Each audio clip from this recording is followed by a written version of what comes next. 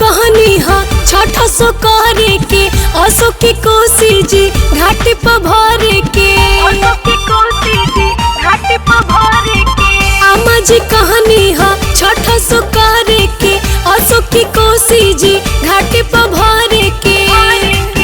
चली जाई हा बाजार होते भोरे लइहा जी फलावा जोरे जोरे लिहा नरियरवा जोरे जोरे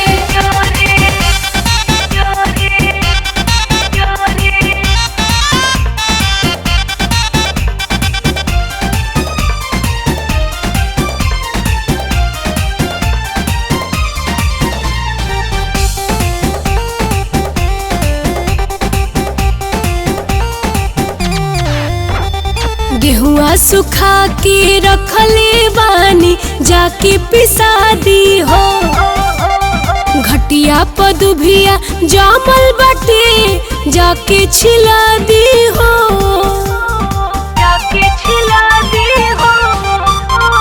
गेहुआ सुखा के रखले बानी जाके पिसा दी हो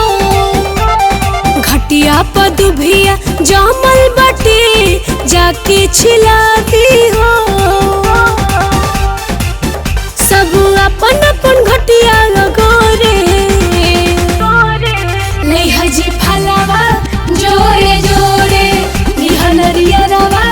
जोरे जोरे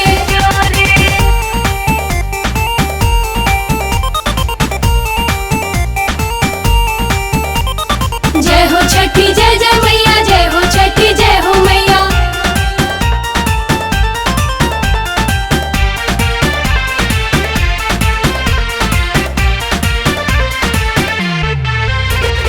याद ककी एगो कोरा साड़ी हमरा ला ले ले हबू ओही रे सड़िया पेन्ही के जी अरघिया दे दे हबू